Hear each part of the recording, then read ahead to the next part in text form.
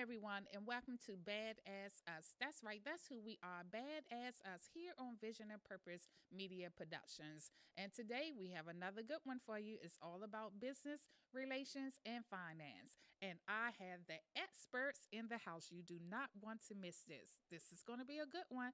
Who are we? We are Badass Us. Women, we are beautiful, accomplished, and divine. Our gentlemen are accomplished and determined.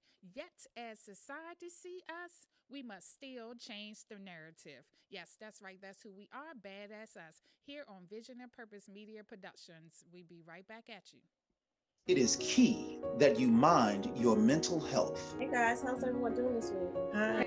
Use the 5 keys to mental Well, this week movement. has been a really monumental week for me. I realized that I was not being myself. Reaching out. The positive attitude person self, like you guys know me to be. I was Staying listening to upbeat. teaching and get back to that happy, cheery self of me. This week's been kind of Being stressful creative. due to all of the workload that we have on online learning. So I've been trying to use different platforms and different websites to help ease my mind and ease my stress. And what about you, Margaret? Well, you guys know me. I just love to work with others and serve them. Serving others. Realize that when I serve others, my mind is off of myself. That's right. And don't forget, self-care is key. Self-care. All right. So see you guys next week. Right. Bye. Your mind matters. Welcome back to Badass Us. Yes, that's right. That's who we are. Badass Us here on Vision and Purpose Media Productions. And it is time for me to introduce the experts for tonight. And Team Marjorie and Team Belinda, we see you next week. And in the meantime, we have the experts, the finance experts in the house. And I'm going to start to my left. We have Kel Starr, consultant, and Kelvin Harris. And to my right, we have J.R. Fenwood and Flip That Stock. I just love it. So I'm just going to give you guys a chance to introduce yourself and tell us a little about you. Well, thanks again, Karen. Always a pleasure working with you and seeing you. Yes. Congratulations on the beautiful studio. My name is Kelvin Harris. My company is Kelstar Consulting. I am a financial consultant, wealth strategist, and wealth advisor. I work with individual and small businesses, showing them how to use different advanced wealth strategies to keep, grow, and protect their money. So happy to be here and happy to share. Oh, thank you. Thank you.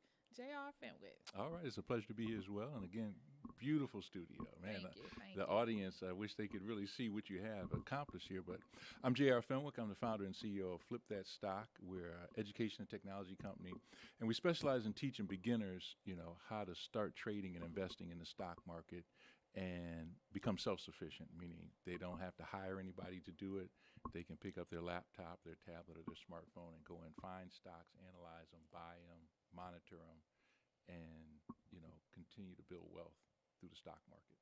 Well, I'm always jumping off track, guys. And I just want to say is just lovely to have.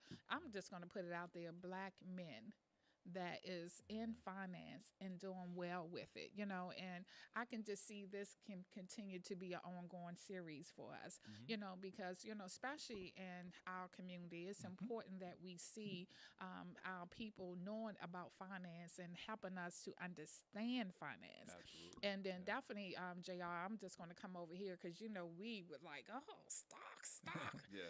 So, and if I can tell a little bit of your background, you actually have a degree as an RN nurse. Yeah. Yes, and you left that industry to do Flip That Stock. I did. Yeah, so can you tell us a little bit about that? Yeah, so I went to Hampton University, and I graduated with a nursing pre-med degree. My father was a doctor, my mother was a nurse, and the intention, quote unquote, was to go on to medical or dental school. But a funny thing happened along the way. I decided that's not what I really wanted to do.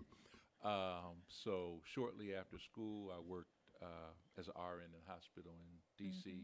Then I got into pharmaceutical sales, and along the way, I started using my bonus checks actually to build a recording studio. Wow. That was really my passion, to be a professional musician.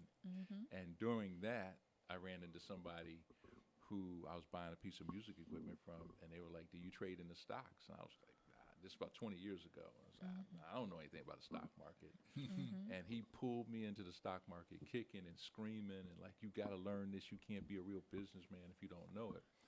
And I'm so glad he did. And that's how I got involved in it. And Wow. now I'm his coach. Wow. So, But yeah. that's how it always be. The teacher, the student end up out, growing up Yeah. and being, Yeah. outstanding. The teacher's always like that. And we have another unique story over here, Kel, that we can tell your story. Your background is architect, and then now you got into finance. Can you tell us a little bit about that? Absolutely, absolutely. So I don't know which version of the story you want. So anytime you want to cut me off, it's just a couple different versions. But let me give you the short one first. So yes, my background is in architecture. I did get my architecture degree from Howard University. Don't say anything. Oh, I got Hampton over there, but that's all right. We still that's all right. friends. We on the same Yeah, stage. we still Yeah. friends We for still- now till we play each other in HBCUs, football. But anyway, yeah, I got my degree, got out, started working with some of the top firms in the city, and was doing very well.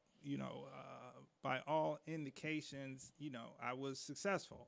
Had a six-figure job back when six figures when it really meant something. Right. And penthouse apartment on Pennsylvania Avenue. Everything on paper was going well, but around 2010, 2011, a couple things happened. Company I was with went bankrupt.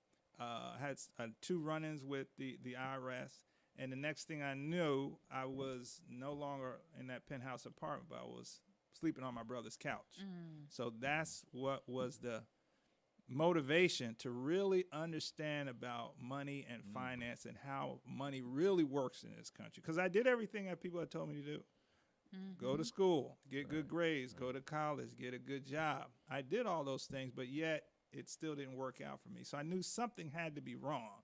There was a piece missing. And that piece was really understanding about finances and really understanding about money and specifically how money works in this country. And once I was able to do that, my whole situation changed. Wow, I'm telling you. See what I'm saying? This is going to be an ongoing series. They just don't know it yet. So I want you all to stay tuned. So with that being said, the next step in starting your business, because this is all about business relations and finance. The first thing we have to do is put in the work and show up.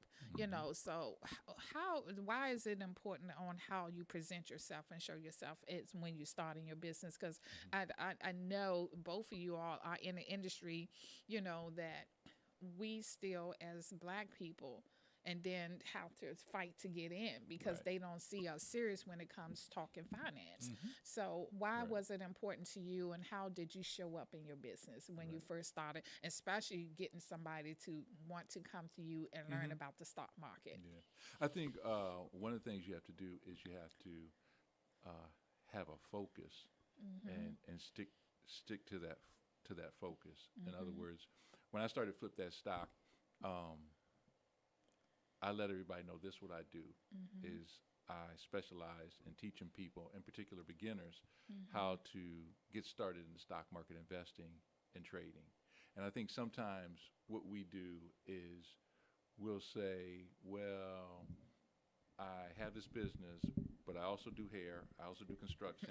I also, I can also clean your house. I can also, and so You're all over the place. you're all over the place. Yeah. So one of the things is have a singular focus and stick with that focus and just keep letting people know, your family, your friends, everybody, this is what I do. This is my area of expertise. And you stay in that lane. So that's what I did, and now we're going on 10 years. And then if you want to branch out after that, you can. But get people to know who you are for that one thing first. So what I hear, establish yourself. Establish yourself. Yes, yeah. establish In a it niche, in that niche, what it's going to be, and not many niches.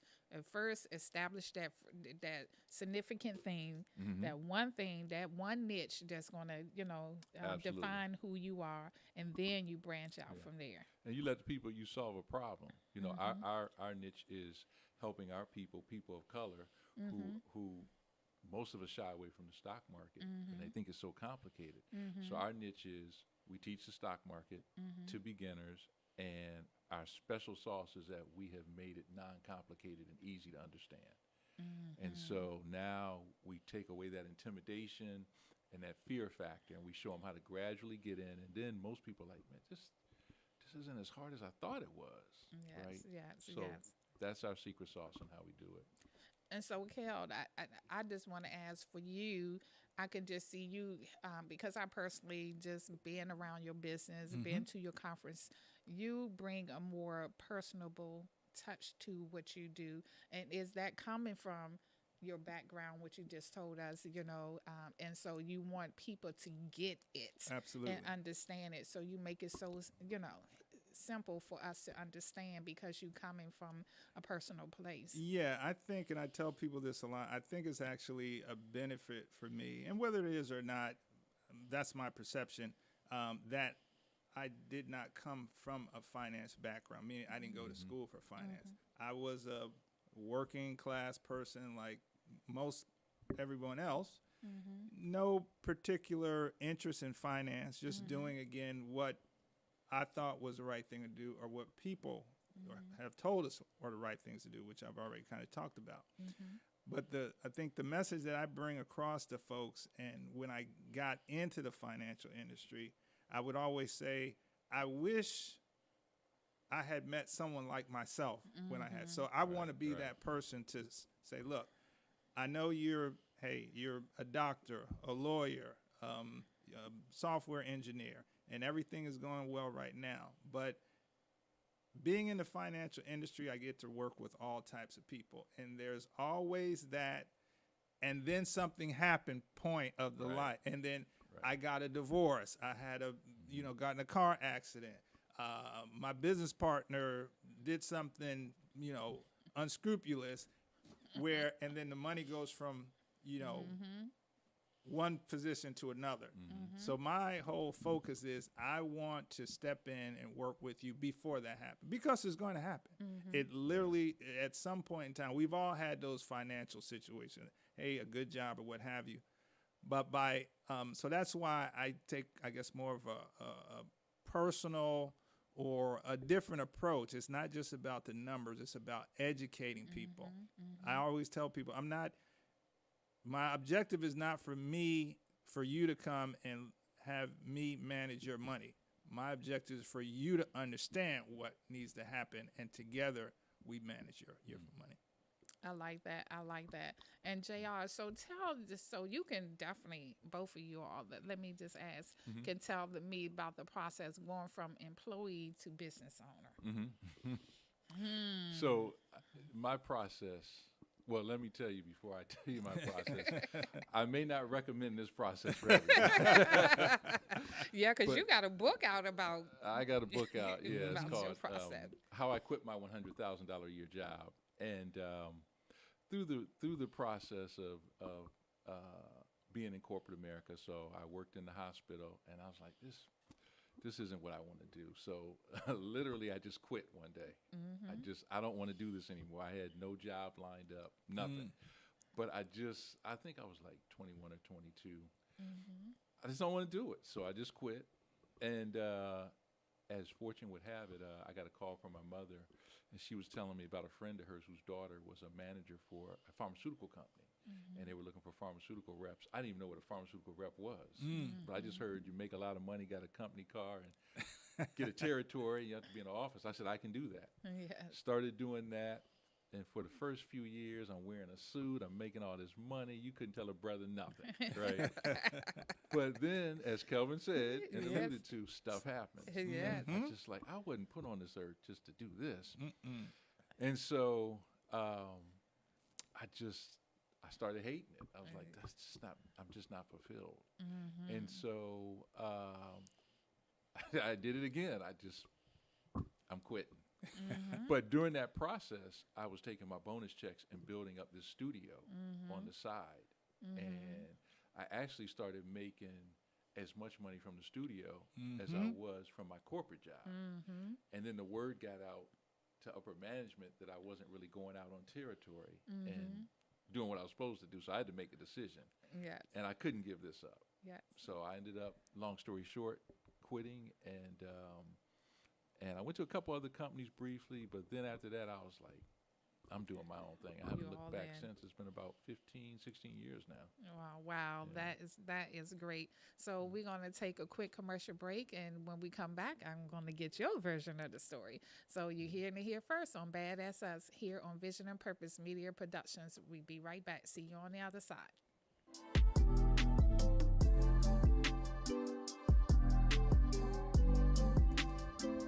Hello, my name is Tania McQueen. I'm the Residential Services Manager for Prestige Community Resources.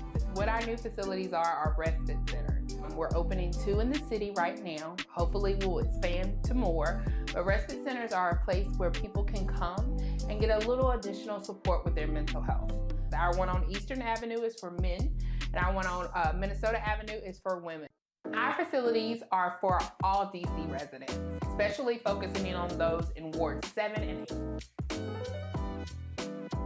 So they're really nice, and I'm excited for consumers to actually see them. What are the services that we're going to provide?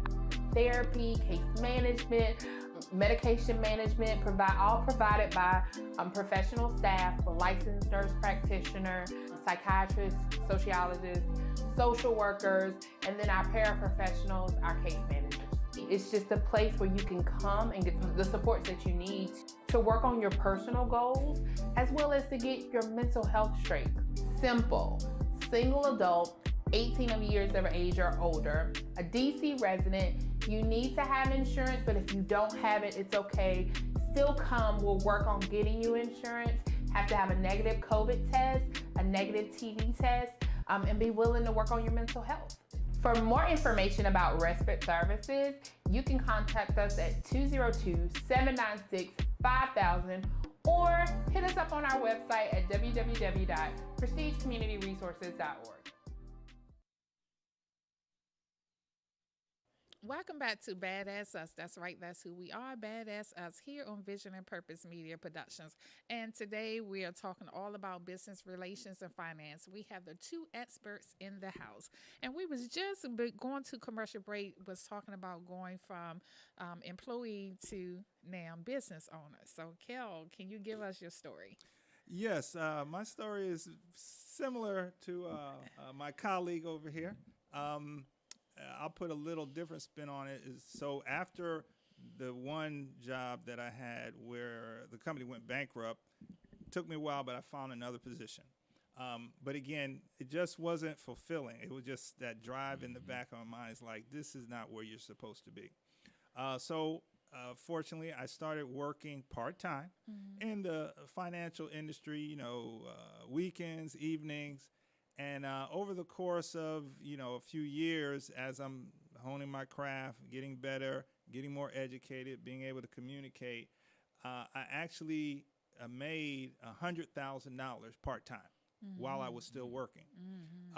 But then, one of my mentors mentioned in the training that before they recommend that you leave your company to do this full-time, have saved basically a year's salary in the bank. So that's what I did. I didn't have a studio, but I did have some money in the bank. So not only did I make $100,000 part-time, but I saved $100,000 in the bank part-time. And that's when I started the business. So it's always a way to do it. Just be strategic about it and just make, be mindful of your finances and understand when you're starting a business, there are going to be ups and downs. So that's why you need that cushion there for when with those slow months, you still know, hey, I can cover my bills. I can take care of things while I'm building this business, because they call it building a business for a reason. It's going to take work. It's going to take time. Definitely. But if you're strategic, you certainly can do it. And that's kind of my story, and that's how I did it. Yes. That's your story, and you're sticking to it? I'm sticking to it. Yeah, so and with that, I'm just going to come right back to you on that point. So becoming the expert, because for me, you have to do that. You have to have your business, give yourself time. You go in, you learn your craft. And I love what JR say, you got to know that niche. You got to know your lane. You got to know that focus point, stick to it, and make yourself and become the expert. So you have the cushion to allow yourself to go out here, figure out what it is, and become that expert. So becoming the expert in your craft. Yeah, so becoming the expert, and JR can talk to this extensively, I'm sure as well. It's just having the determination and putting in the time. One of the things I see, and I talk to business owners all the time, is that you have to give yourself time to grow. Don't be concerned about failing. That's one of the reasons why when you're working a job and you're starting it, part-time or whatever, that gives you some stability, because you're going to have situations where you don't make the sale or things don't go your way, but that's part of the process. Failure is part of success. People don't want to realize that, but it's a foregone conclusion. You might as well resolve yourself to the fact you are going to fail. So just use it as a lesson. You use it as a tool. Don't get discouraged. Now, nobody wants to fail, but it's just part of the process. And once you understand that, that's going to continue to give you that motivation that, they told me it was part of the process, so let me just push through this and continue to grow. But those are the things, those failures are actually what's going to serve you later on, because those are the things that you remember. Those, the client that looked at you like you were crazy, or the client that asked you a question that you couldn't answer. You're never gonna miss that answer again, because that's gonna be ingrained in your mind. But that's what makes you better. So, put in the time to become the expert. Focus on the education, but also don't be afraid of failure, because all the education in the world, all the books, until you go out there and do it, you're not going to really get that sense of how it can be done or how you're going to do it. The way I approach it is going to be different than the way JR approaches it. But we both can be successful because we're being ourselves. Right. You just have to work through the process until you get to that point. I love it. I love it. So, JR, I definitely want to hear what was your process on becoming the expert in your craft, because you cannot go nowhere and nobody don't know who JR and Flipping Star is all about. And like you said, I think you said it best when you said you found your niche, you found your lane, and you became the expert. So what was that process for you? Yeah, so going back to the story of I'm buying a piece of music equipment, and I meet this guy. We become the best of friends, and he was a musician as well. And so he was one that dragged me into the stock market, kicking and screaming, said I need to learn it. And so finally I gave in, and he started teaching me a little, but it was long distance. Like, we didn't have the internet and Zoom and all the stuff we have now. Even this musical studio. Right. So he and his wife owned a hair salon, and in between doing women's hair, we'd call each other on the phone, and I'd say, hey, I'm in this stock. And he'd say, man, you got to do this, you got to do that. And so I'm learning through that. And then, true story, one night I couldn't sleep. I get up at 4 a.m. I make myself a sandwich. I turn on the TV, and what's on is infomercials. And the infomercial was on about a stock market seminar that's coming to town. And I was like, this is like 2 weeks after I started. And so I'm like, this must be a sign. Yes. So I go to the seminar, and it was a 2-hour seminar. Like 20 minutes into the guy talking, I'm like, you can sit down and shut up. I'm buying all the software. I'm buying everything you got. Yeah. And I did. Yes. I bought all the software. Some people looking at me like I was crazy. Right. Because it was like, about $5,000 20 years ago. Wow. Yeah. But it's like $15,000 now. Yeah, if not more. But you made the investment. I made that investment. Yeah. And I went home and I started studying this stuff, and I started going step by step by step. Then they called me, said, do you want a personal coach? Same company I bought the software. I said, how much is that? Starting package, $5,000 for that. I invested in that. Some of the best investments I made. Yes. And then I started making some money, and I became, for lack of a better phrase, I became obsessed. Like, I see why wealthy people are in the stock market now. I'm like, I'm buying stuff and it's passively going up. I'm making money.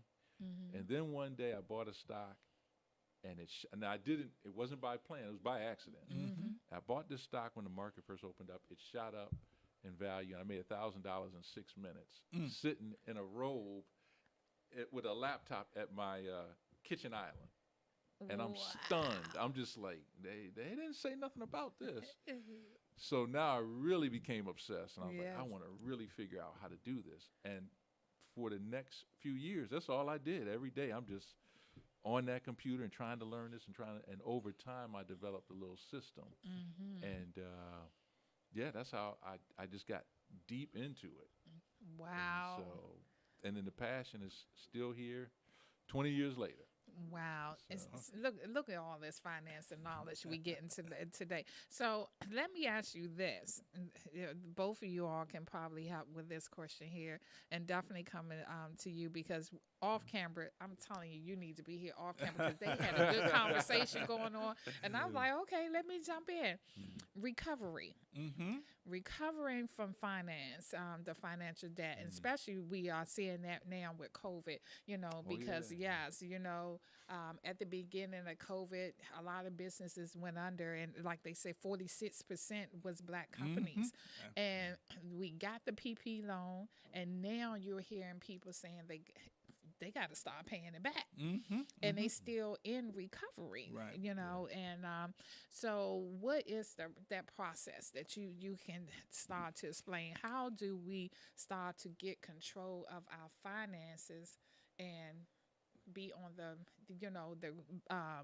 credit side, having the building up the good credit side again?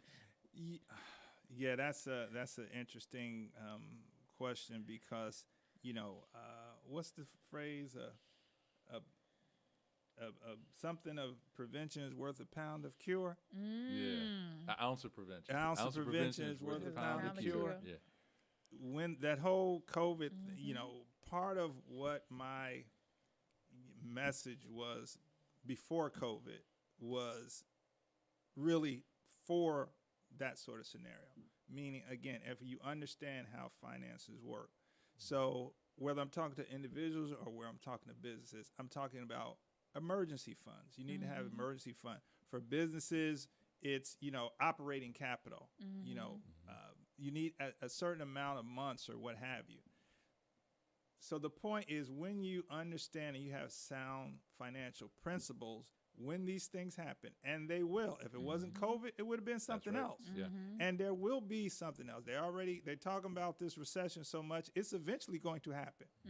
But the question is, are you prepared? And if you're not prepared, you're probably not prepared because you're a bad person or you don't know how to manage your money. You're not prepared because nobody educated you on what being prepared means. Right. So that's the one side. Understanding the different aspects of finance and those things you need to do. So when these downturns in the market happen, you're prepared. Now, for the people who were not prepared and now they're trying to dig themselves out of the hole, obviously that's going to be more difficult. But the other part, I would say, you still want to understand, okay, evaluate what happened. What did I do wrong? One of the things that brought me to the financial industry and made me so passionate is that the first time I sat down with, the folks that were my trainers, and they would be going over different strategies, and all the time I'm looking, well, man, if I knew that, this would have never happened. Right. Or if I knew the rule of 72, I wouldn't have lost X amount of dollars. So take this opportunity to learn so that you can prevent this from happening again. But the other side of it is, then you just need to kind of put your head down and dig your way out with the knowledge of, once I get out of this hole, you won't ever have to worry about me being in another one, because I have the wherewithal to make sure this doesn't happen again. Yes, and definitely, JR, I'm very interested in hearing your version of this, because especially that's all you heard when COVID hit, is how the stock market crash. And so what do we do? How do we protect ourselves from that? As Kelvin alluded to earlier, it doesn't even have to be COVID, because years before COVID and years before I started Flip That Stock, I had another company, a very successful marketing company. And one day, come home, and I'm in the house, and my house catches on fire. Wow. And I'm in the woods in a custom-built home, dream home, and the whole house is destroyed. And I'm in the fire. I end up in the hospital. It's a long story. You didn't even know that. Right. Yeah. So Wow. so it went from bank accounts being full to going from like this to like this. Like, yeah. inverted. You're right. Exactly. And so the first thing I did actually was I used to keep a file called a vision folder. It's funny, vision and purpose. Yes. So true. Yes. Oh. And I'll never forget when the fire trucks were there, and it took 4 hours to put the fire out. When they leave, I opened up the trunk of my SUV, and I had this folder that I cut out pictures of stuff I was going to obtain, and it fell out on the ground. True story. And I'm looking at all this stuff, and my mind switched. It said, I'm going to rebuild. I'm going to rebuild bigger and better. I don't care what it took. And the thing was, I had done it once with my marketing company. So I said, I know how to do it, and I can do it quicker. And so in that time frame, that's when I built Flip That Stock. So the first thing was the resolve of my mind was like, I'm getting out of this. Yes. All right. Yes. The second thing was That's powerful. I started because when you got a lot of money in the bank, it's there. It's kind of like an athlete making all this money. You don't ever think that it's going to go away. Right. Yeah. Till a fire hits or COVID hits or something like that. So the next thing that I did was I created a spreadsheet. And to this day, every single morning, one of the first things I do within the first half an hour getting up, I look at every bank account, every brokerage account. I look at where every single penny is. And I go in each of those counts. And if there's a penny missing, somebody getting a call. Where's my money? So I monitor everything, so I know exactly where everything's at, and that gives me peace of mind. Sometimes people don't like to look in their accounts because they don't like what they see. But how are you going to fix that, right? Unless you look at it and then take measured steps, like what Kelvin was talking about.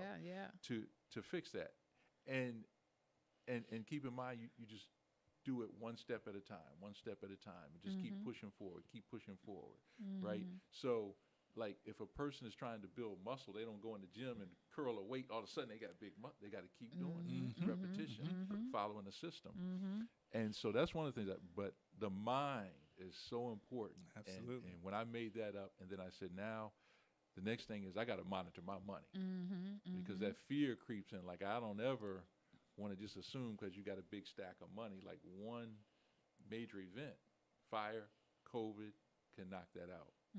Another thing is, real quickly, is there's always opportunities. And this is what I learned from the fire.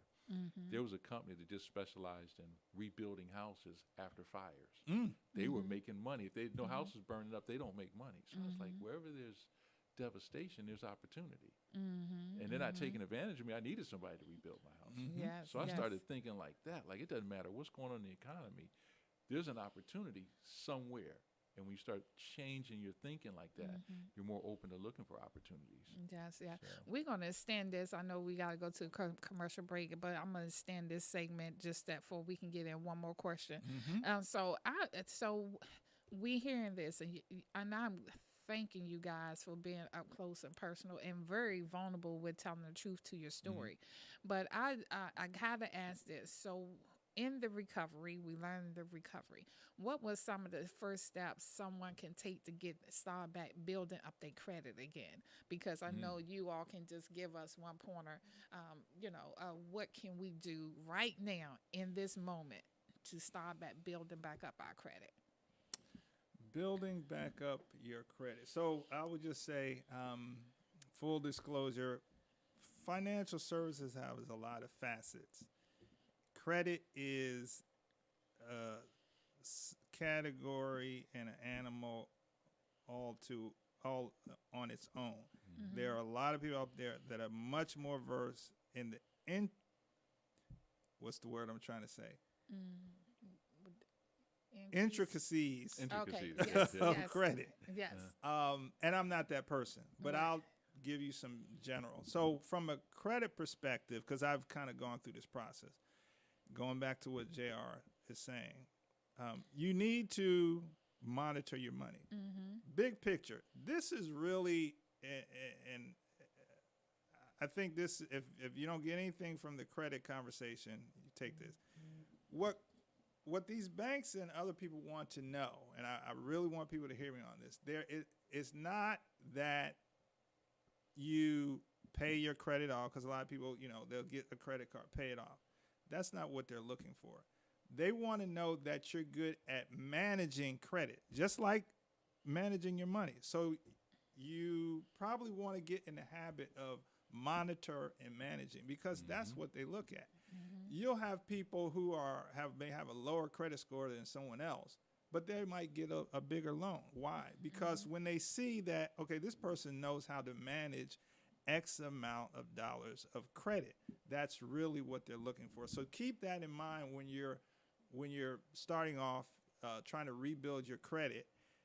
What they're looking at is your ability to manage credit. It's not going to be a quick fix. You're not, I got this loan, I got this credit card, I bought something, I paid it off. Why did my credit go up? Because that's not enough. They want to see that you can manage credit, and the more that you can manage, the more they'll give you. I only have like right now one credit card. I think I had a balance. It was like $9,000. I kept it below 10% for like 8 months. You know what they did? I didn't ask for it. They increased it to 14,000. Yeah. They're like, oh, because I could literally, I just woke up one day and I had more credit because I was effectively managing. So I would leave that there. Again, that's pretty much the extent of my credit knowledge. But from personal experience, what they want to know and want you to, and what everyone should understand, it's about how well you manage your credit, just like it's about how well you manage your money. Yeah.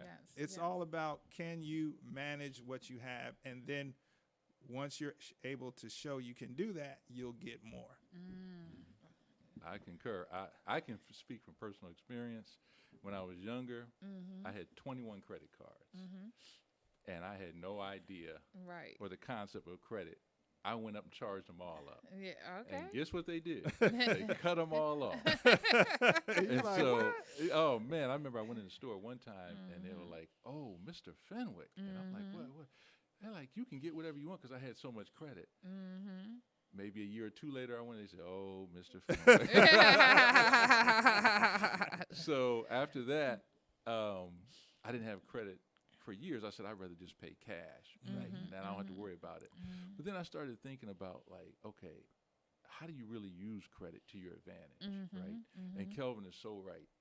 Let's say you get a credit card, you have a $2,000 limit, but you charge up $2,000 every month, but you pay it off. Right. They still, okay, yeah, that's good, but if you keep that they want it under 10%, or really 30%, but if you do it under 10%, that's going to start jacking your credit score up.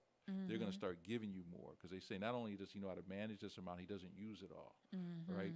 And so that's one of the biggest things. But if your credit is messed up, one of the things you can do, go online, search for credit cards to rebuild. A lot of them you have to get a secured credit card, put 200 or 500 in an account, and start paying on time. And when you start doing things like that, there's an app called I think it's called Kickoff, and that's an app where they help you rebuild your credit. But that's what I did years ago. I just started doing those little things, and then they started offering me more. And so now, almost every week I get an application for a credit. And here's what I do. I take it. Better to have it and not need it than to need it and not have it. But I use it wisely. I use it to invest in things that will bring me other income or bring me points. Bring me points or cashback rewards. So I heard a billionaire say he never uses an ATM Visa because you don't get anything off of that. Wow. And you're using your money. Right. He said use your credit card, you're using somebody else's money, so if something's wrong, didn't come out of your account, you dispute it. He said, I get the points, I get the cash back. I was like, wow, that's so smart. I can do that. Yeah. So that's my strategy now. Keep it under 10%. Pay it off, especially now with the high interest rates. Start building it up slowly, and then take the cards. When they start offering you, and they will, take them and manage them. Manage them very wisely, and stuff just starts opening up. Let me But make that- a point on the 10 and 30 just to clarify, because JR is so correct. Again, stuff I learned from folks like JR and other experts that I rub elbows with. Okay. Because you'll hear a lot about the under 30%. Under 30% won't negatively impact your credit, meaning if you keep your credit under 30%. If you keep it under 10%, it will actually push your credit score up, which is what you want. Right. So if you can get the cards and keep them under 10%, you will, and again, I'm an example. I would say a couple years ago, my credit score was in the 400s. This is, when I'm just kind of, even after I'm learning finance, like I said, credit is a different animal. Right. Now I'm in like the mid 7s because it's not just keeping under 30 and just stay where you are. Again, if you can show that you can manage it, you'll start seeing your credit score go up, and it'll go up fairly quickly. I was kind of surprised how quickly it went up. So just wanted to put that out there. And so the key word I'm hearing is being able to manage it well. Yes. So pay attention, guys. We're learning some great stuff here from our experts. We'll be right back at you here on Vision and Purpose Media Productions.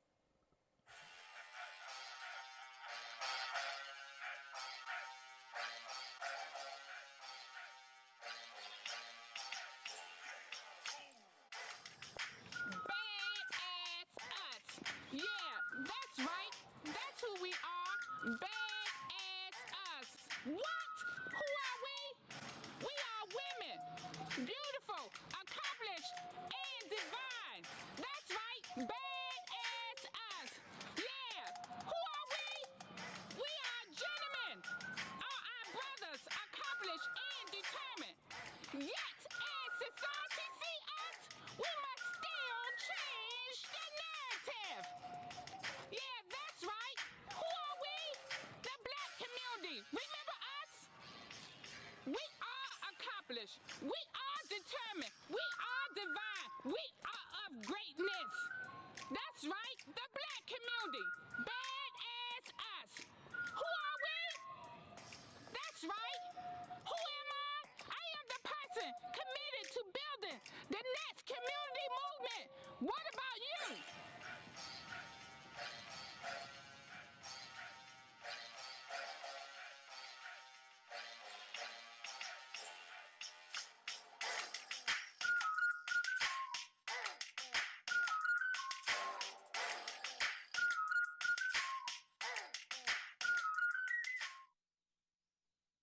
Hello, everyone, and welcome back to B.A.A.D Us. That's right. That's who we are, B.A.A.D Us. And we are sitting here talking to the experts in business relations and finance.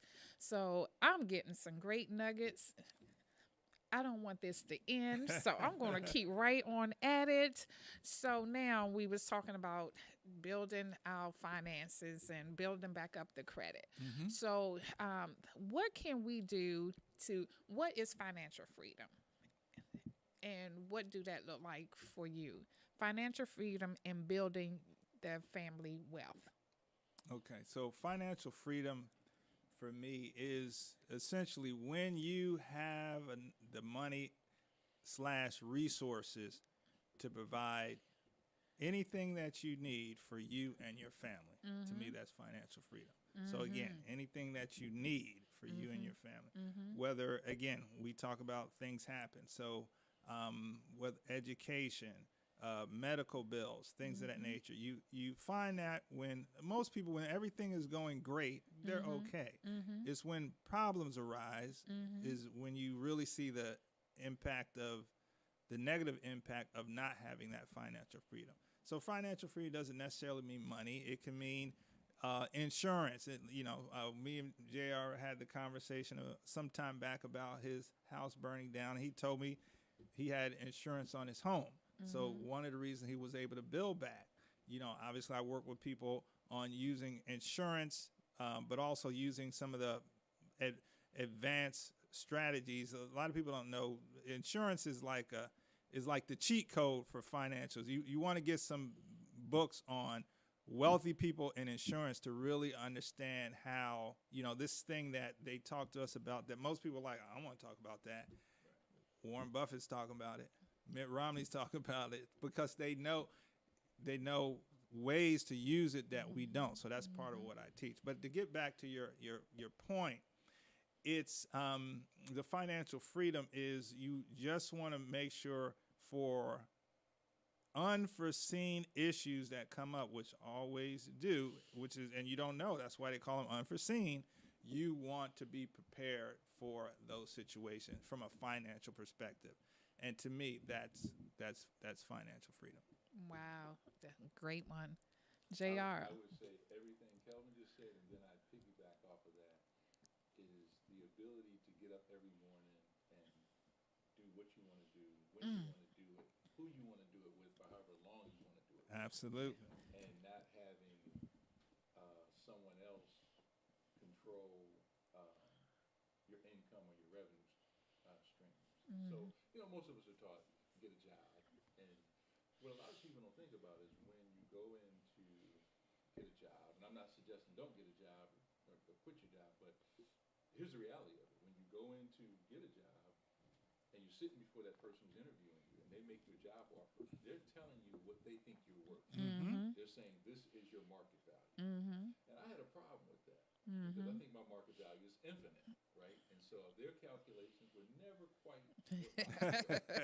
Even when I was making six figures, I'm bringing them $5 million. Exactly. It's like, wait a minute. Yes. Still, Something wrong with that picture. Companies getting residuals off of products I launched 30 years ago. Wow. Right. So when I started learning all this, I was like, okay, that's what I want. Yes. I want income, and ultimately, you don't have to make millions. What you want to be able to do is, let's say your monthly expenses are $5,000 a month. Okay. If you got something that has passive income that covers your monthly expenses every month, for all practical purposes, you're financially free. Meaning, I'm talking about passive income. Exactly. Like if you stopped going to your job, but you had something on the side, whatever that may be, that was creating passive income. You're really free. And I got to just say, can I say it, Karen? Yes. There ain't nothing like freedom, baby. Nothing like freedom. I love this. I love this. So, what programs do you have out now? Because offline we was talking about what everybody is doing. So you was mentioning some good things over here. So, what are you involved in now? What am I involved in? Yes, Kelvin. All right, let me try to make this quick. All right, so let's go with the financial side. Yeah, I just finished up a workshop last week called the 4 Powerful Financial Strategies that you'll want to start before 2023, where we get into, again, some of the advanced strategies with like solo 401ks, private family foundations, index universal life insurance, where you can grow your money tax-free, access it tax-free, no questions asked, no credit check, no debt-to-income ratio. That it's a strategy. And then we talk about fixed index annuities. Coming up in November, I'm looking at another workshop on planning your financial future for your children. Because again, that's another aspect that when you talk about generational wealth, one, you need to educate yourself on what you need to do as a parent, and then educate the child on what their part is. But there's a lot. I mean, since most of us, we're first generations to even really begin to think about or be able to see the possibility of generating wealth, we need to make sure we can pass that on. I'm also working with a group of investors. A lot of them are my clients within real estate. So I'm doing a variety of things, but all around wealth creation, finance, business, and entrepreneurship. And how can we get in touch with you? You can reach me at www.kelstarconsulting.com. Email is kelvin.harris@kelstarconsulting. And my direct contact is 202-460-7031. Yes, I love it. And so, and JR, I know you always having programs, classes, seminars. What are you up to? So what we're doing, what we've done all this year, we're really expanding on this in 2023, is really reaching out to our community, people of color, and teaching them step by step, again, how do you start investing, Mm-hmm. And then how do you start trading, and what's the difference between the two? And so we've got seminars coming up across the country and Mm-hmm. online. Mm-hmm. We're laser focusing in on those two things and really getting people to set up these accounts. Here's why it's so important now. All right. Mm-hmm. And I want your listening audience to think about this, especially since the holiday season is coming up. Yes. Right now, you can go in the store and you're going to start. I was in, it was Lowe's or Home Depot, one of them, and I saw the 50% off sale. Mm-hmm. 50% off. Everybody's going in. Mm-hmm. Right. I was in Arundel Mills Mall. You Mm-hmm. walk down through the glass of Mm-hmm. stores, you see 50% off everywhere. Mm-hmm. Packed. Mm-hmm. Stock market goes 50% down, everybody runs away. Uh-huh. See, you guys, I don't know if y'all caught it. Uh-huh. Everybody's running into the stores when they see 50% off. Uh-huh. But what do you think people like investors like Warren Buffett and all these big corporations and hedge funds are doing when they see 50% off in the stock market? Mm-hmm. So the time to learn about this is now, because everything's on sale. Mm-hmm. And it may even go more on sale. Mm-hmm. But here's an interesting fact. Never in the history of the stock market, when it has crashed, has it not come back and gone higher. Mm-hmm. I'm not saying every single stock. I'm talking about overall. Yes. Right? Exactly. And so you best believe that at some point, as it continues, it may go down more, but these things are on sale. And me and those who are flip that stock and hold that stock members, we got our eye on the ball, and we're looking for opportunities. I just loaded up on some stock today because it was on a massive sale, right? And so the time to learn is right now, right? You don't want to wait till everything starts turning around and then you're scrambling and rushing and FOMO, fear of missing out, and just hopping in stuff. Take the time to learn now as you go into the new year, and then you're locked and loaded and ready to go. And so that's what we're doing. Yes, because I heard you say 2023, your classes is already booking up. So how Oh, can we're booking up, yeah. Yeah. So how can Yeah. someone get in contact with you? So what they can do is you can go to flipthatstock.com, F-L-I-P, thatstock.com.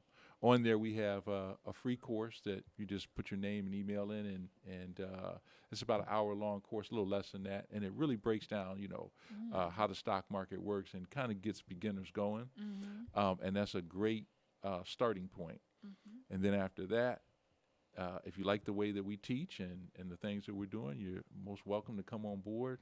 But we got a lot of stuff coming, a lot of stuff. Very, very exciting. And when you Yes. take JR's class, make sure he tells you how to make money when the stock market's going down. Oh, that's right. That's right. Yes, and that sale he just talked about. Well, this is something different actually. Yeah. Like, so most people, they like, okay, buy low, Buy low, sell Yeah. high. and it goes high. Yeah. But the biggest secret on Wall Street is as that stock is going down, you can make money. And a lot of people, I didn't know that. And I was like, I was almost like on a different stroke. What you talking about, Willis? And I was like, that don't even make sense. That don't even sound legal. Oh, it's legal. It is legal. And so once I learned that, Wow. then it's like, it really doesn't matter Doesn't which way matter. the stock market is going. You have an opportunity, not a guarantee, but an opportunity to make, serious income. Oh, wow. And so, yeah. So if you're interested and you want, flipthatstock.com. Yes, Yeah. and that's where you'll find them. So, we always have the last segment to be the inspirational moment, but we just going to leave with the inspirational thought. So what is one of the things you can do to keep yourself inspired? One of the things that I do to keep myself inspired, I guess it is just,